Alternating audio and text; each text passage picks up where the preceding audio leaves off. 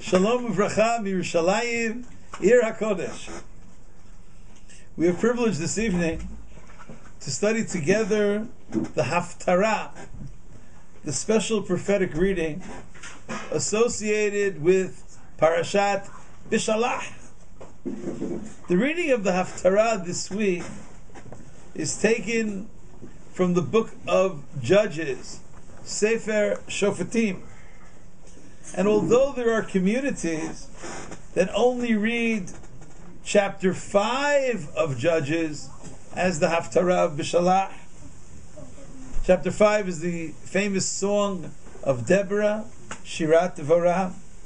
The Ashkenazic custom in most communities is to read both chapters 4 and 5 of the book of Judges.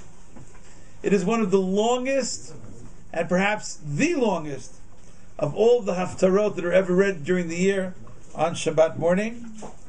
And it is surely worthwhile to study the myriads of messages connected to these crucial chapters of Tanakh. Our focus this evening will be on one aspect of the story described in chapter 4 and then reviewed in a poetic form in chapter 5. Sisera, the leading general of King Yavin, is the head of a fierce battle. He wages a fierce battle against our nation, as is described in the Haftarah in chapter 4. Sisera was such a warrior, he was such a military expert, that he is described in the Haftarah, if you're interested in chapter 4, verse 13, as leading his army with 900 iron chariots. Me'ot rechev barzel. 900 iron chariots, the strongest perhaps form of weaponry at the time. God had already sent the prophetic message to Barak through Devorah that it was Barak who would be able to overcome Sisera through special divine assistance. And indeed, the enemy is completely bewildered and confounded by God. All the chariots seem to be neutralized by Barak, and the leading general of the enemy camp, Sisera, is fleeing on foot, fleeing and running for his life. Where does he go? Chapter 4, verse 17. V'Sisera nas biraglav el ohel Yael eshet hever hakeni. Sisera fled to the tent of Yael, the wife of Hever, the Canaanite.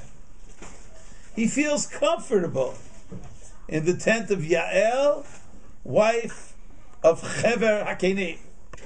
And it is Yael, who ultimately kills Sisera, as is described, both in chapter 4 and in chapter 5. Yael kills the leading general, which marks the decisive factor in the battle. Why is it that Sisera felt comfortable in the tent of Yael? The text itself speaks along the lines of Ki Shalom Bein Yavin Melech Hatzor Uvein Beit Hever HaKeni. There was some type of peaceful relationship between King Yavin, Sisera was Yavin's general, between King Yavin and the home of Hever the Canaanite. Who exactly was this Hever HaKeni, husband of Yael? Our rabbis teach that he was a descendant of Jethro, a grandson of Yithro. One of Yithro's names is Cani. Jethro's family. Yithro is the father-in-law of Moshe. Jethro's family had converted to Judaism, and this particular person, mentioned several times in our Haftarah, Chever, the Keni, was one of the descendants of Jethro. The Midrash teaches that Yithro had 7 names. I often say that he had 7 daughters and he had 7 names, because each child brings out a new name, perhaps, in a parent. Jethro had 7 names. One of the names of Jethro, one of the names of Yithro was Keni. According to Midrashic teaching, why Keni? For Yithro had acquired heaven, earth, and Torah. The Sifrei teaches, Keni, Shekana, Shamayim Va'aretz. The name of this particular family member of the descendants of Jethro was Chever HaKeni. Interestingly enough, Chever also is one of the 7 names of Yithro. Called Chever, from the word Chaver, meaning some form of close association, some form of becoming a comrade. In the language of the Mechilta in Parashat the Mechilta in Parashat Yithro, Chever Shenasa Kechaver Lamakom. He had become a friend of God, so to speak. In any case, 200 or so years after Yithro, his grandchildren's home is the one that is open to people fleeing in trouble. Jethro's home was open to Moses. Moshe, as you remember, was trying to escape. He was a running fugitive, trying to escape the wrath of Pharaoh and the death threats of Paro. His grandson, Chever, had a similar type of home. Yithro excelled in hospitality to fugitives, and so did his grandchildren. As Harav Yitzchak Levi writes in his commentary to Shoftim, the name of the book, if you're interested, is Parshiot B'Sifrei HaNevi'im. He writes as follows: Ahalo shel Chever HaKeni, this special tent of Chever the Kenite, Haya Yadua B'Achnasat Nirdafim. Anyone who needed the place was running away. Borachim. Anybody escaping would come to the house of Chever HaKeni. U'b'schut mitzvah zo, and since they were so involved in this mitzvah of opening their home to people in need, zimna lam liyael ha'hashkacha ligmo chesed liYisrael kulo. Through Yael, ultimately, the entire Jewish people benefited. This indeed is the very teaching in the Midrash. If you're interested, Midrash SHMOT Rabbah, chapter 4, paragraph 2. Mikan atalamed, mi shekibel al atzmo la'asot mitzvah, ein otah mitzvah poseket mi beito. When someone begins in his home or in her home, when someone begins in his or her family a certain level of religious fulfillment of a positive commandment, it stays in the family. There is some kind of continuity to that mitzvah. And the Midrash speaks about the mitzvah of Yithro and the continuity in Chever HaKeni.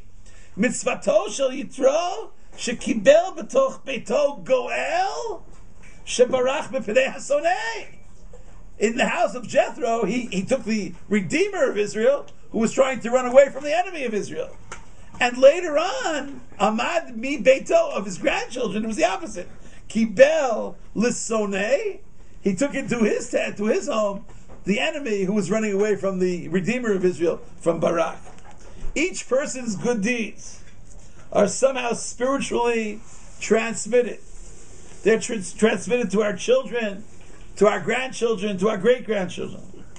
These spiritual genes often mold the Torah true personality and can have an everlasting impact. Mitzvah goreret mitzvah. One mitzvah leads to another.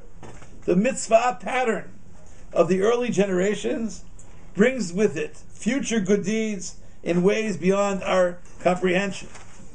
Yael and Chever HaKeni, these are the people who are benefiting and continuing the noble actions of their grandfather Yithro. Keni, grandfather Yithro. and are thereby, in some level, continuing his ways and teaching it to future generations. May we all merit patterns of positive Torah behavior, positive Torah actions, and may these pathways of righteousness stay with us and with our descendants forever and ever, in the spirit of what we learn. Amen.